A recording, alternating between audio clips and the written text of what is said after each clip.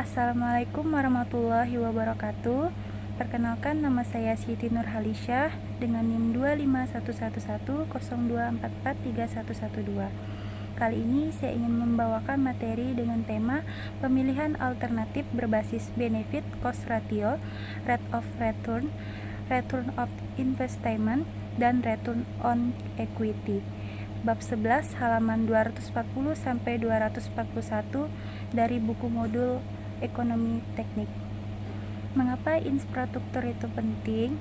Karena dapat merompang pertumbuhan ekonomi negara, meningkatkan kualitas hidup masyarakat, memfasilitasi arus barang atau jasa dan akses layanan penting kesehatan pendidikan, menciptakan lingkungan kondusif untuk investasi dan pembangunan berkelanjutan.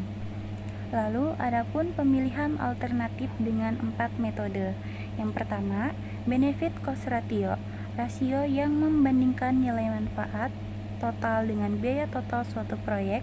Jika benefit cost ratio lebih besar dari 1, proyek dianggap menguntungkan. Yang kedua, internal rate of return, tingkat pengembalian yang membuat nilai sekarang bersih atau net present value dari kas masuk dan kas keluar proyek sama dengan 0. Semakin tinggi internal rate of return, semakin menarik proyeknya. Yang ketiga, return on investment, rasio yang menunjukkan seberapa besar keuntungan atau kerugian yang diperoleh dari investasi, dihitung dengan membandingkan laba dengan biaya investasi. Yang terakhir, return on equity, rasio yang mengukur kemampuan perusahaan untuk menghasilkan laba dari modal sendiri yang ditempatkan oleh pemegang saham. C. Kasus proyek RSIA Dr. Sarjito. Berikut merupakan latar belakang dari investasi kesehatan yang berdampak besar pada masyarakat, yaitu pembangunan RSIA Dr. Sarjito termasuk investasi strategis di sektor kesehatan, karena dapat meningkatkan akses layanan kesehatan bagi ibu dan anak, serta berdampak positif pada peningkatan kualitas hidup dan kesejahteraan masyarakat secara luas.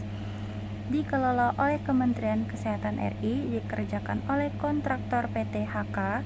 Proyek ini merupakan inisiatif pemerintah melalui Kementerian Kesehatan Republik Indonesia untuk mengembangkan fasilitas rumah sakit, dengan pelaksanaan konstruksi yang dipercayakan kepada kontraktor PT HK sebagai pihak yang menangani pekerjaan pembangunan fisik gedung. Yang D.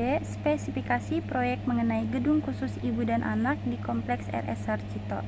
Gedung khusus ibu dan anak di Kompleks RS Sarjito adalah bagian dari pengembangan fasilitas rumah sakit yang dilakukan untuk meningkatkan layanan kesehatan bagi kelompok ibu dan anak.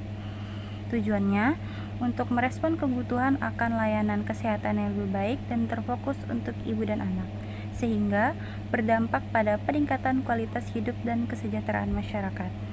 Spesifikasi direncanakan memiliki 9 lantai dengan berbagai fasilitas pendukung, yaitu pediatric emergency atau unit gawat darurat anak, one day care, layanan perawatan harian, ICU, unit perawatan insentif, serta ruangan lain yang mendukung pelayanan kesehatan ibu dan anak.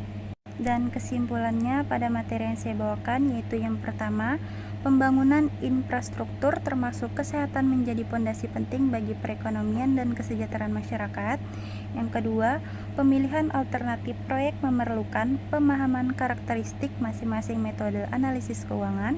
Yang ketiga, tidak ada metode tunggal yang bisa menjadi patokan mutlak untuk menentukan proyek paling ekonomis. Dan yang terakhir, kasus RSIA Dr. Sarjito menunjukkan penerapan konsep analisis investasi dalam pengembangan fasilitas publik yang berdampak luas.